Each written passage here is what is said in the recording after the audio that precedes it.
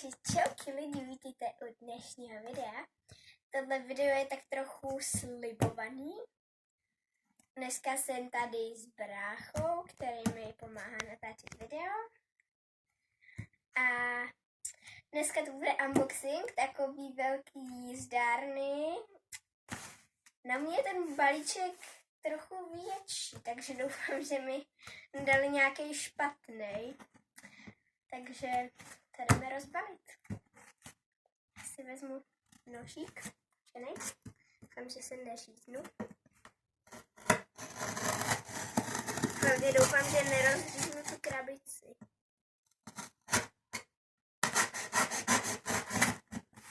No, každopádně to budeme muset rozříznout ještě nějak takhle.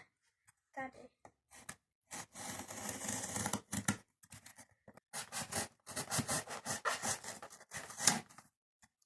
Se málem řízne.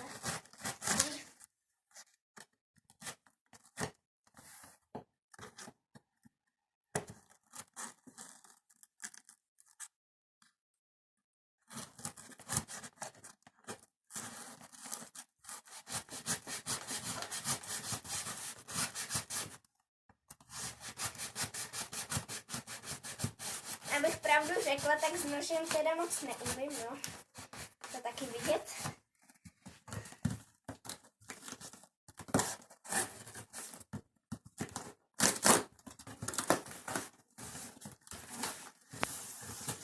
Ještě takhle tady. A brzo budeme tam dobejvám takhle hezky zabalený, no. Takový.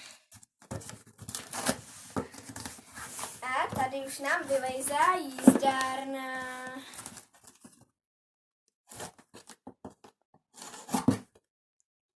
Jsem neschopná.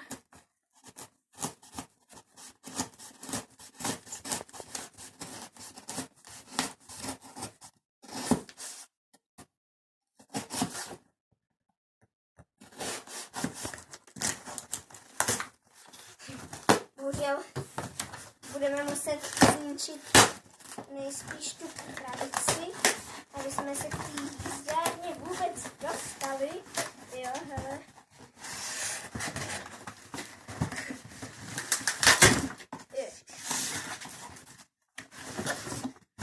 A konečně tady máme tu jízdárnu. Takhle to teda vypadá, mně se moc líbí.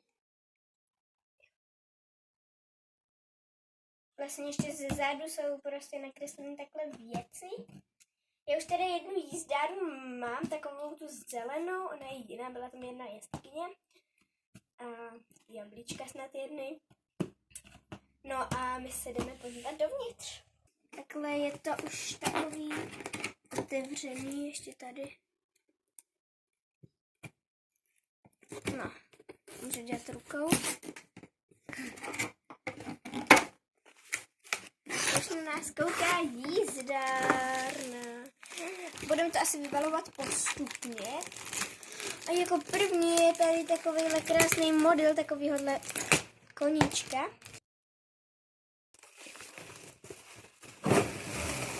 A takhle je tady zbytek. Doufám, že tady nic nezůstalo, nic tam nezůstalo. Teda, tak to je super. Jsou tady všichni koně. Tady ten jsem čekala, že bude větší, ale je moc krásný. Myslím, že to je Mustang. Někdo tvrdí, že to je Appaloosa, ale to není, protože je to stejný model. Ale není to Appaloosa. Potom tady je tam šetlandská kolesnička. A vypadá jak mini šetlandské, strašně malinká, roztomilá. Takový ohryzek tady. A na zadečku má teda srdíčko, jo. Je to takový trošku divný. A potom je tady ta krásná lipicánka. Myslím teda, že to je lipicánka. A strašně hezká, takže my si teďka rozbalíme koníky. Celá natěšená. Páni, to je úplně jiný pocit, když si na ní můžete šáhnout. A je teda z roku 2012 a je moc hezká. Jako další bych si asi rozbalila tady toho koníka šetlandskýho.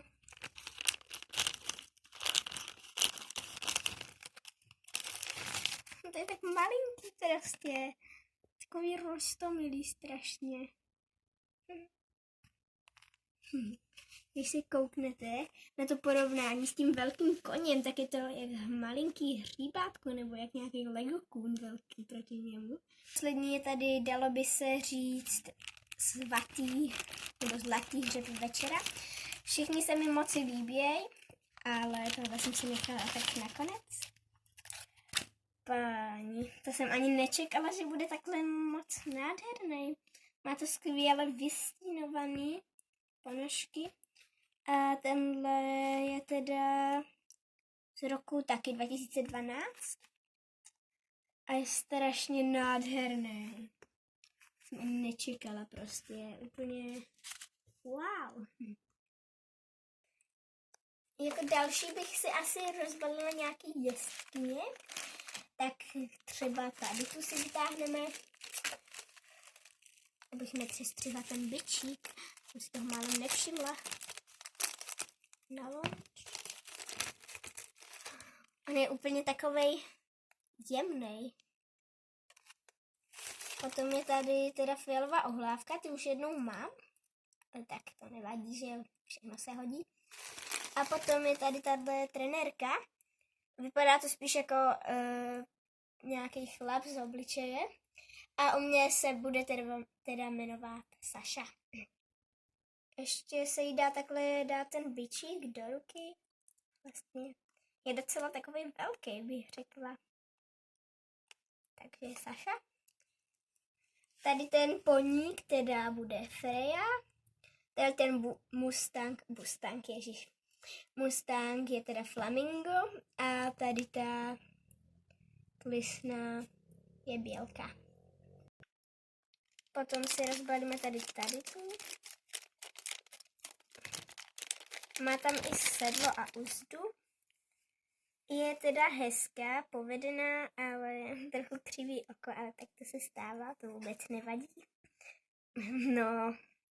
A bude se teda jmenovat Iveta a takhle má růžový sedlo a uzdu jako ostatní jeskyně.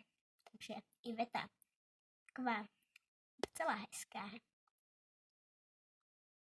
Jako další si teda rozbalíme tady tu. To bude Barča, ale bude, dalo by se říct, taková zákeřná, jo. Bude provádět různé věci a bude dělat, že je strašně milá, taková malinká. Ono se stává, že nějaký holky prostě nemají u téhle mini jeskyně, pony jeskyně nemají ruce, protože oni jsou vyndávací a často padají, takže se s nimi takhle hejbat, jo. Takže doufám, že se mi to taky nestane, že mi to mamka třeba nevyluxuje. A má jako Sára takovýhle malinký roztomilý sedlo a tady to je ještě nějak nalakovaný. A tu úzdu má teda pěkně vypracovanou. Je to tam udělané takhle stříbrně. A je to hezký. Tady je potom tahle jeskyně a to bude Lenka. Na ranči moc vystupovat nebude, protože má takovou divnou postavu. Takhle k ní jsou takhle madla. Proč jsem řekla tolikrát takhle?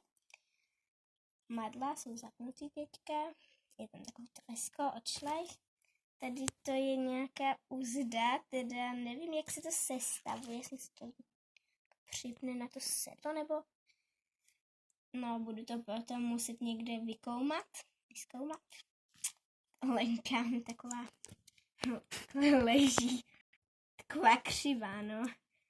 Ale jinak je docela hezká a jako její kůň bude teda Orion, bude tam mít jenom ustájenýho, moc tam na ranč nebude jezdit. Takovou postavu jako, no, takovou divnou hold. Teďka si teda rozbalíme tady ty doplňky a jestli to nebude vadit, snad to nebude vadit, tak ty ploty a tamto už si sestavíme za kamerou. Takhle jsou tady doplňky, kyblíček už mám, ale tak, jak říkám, vždycky se to hodí. Potom je tady takovýhle roztomilý malinký pečovatelský boxíček. a kartáč a hřbílko. Tady jsou jablka, ty dáme hnedka do krabice. Kbelík na vodu, pečovatelský boxík a tady jsou teda vlaječky na překážku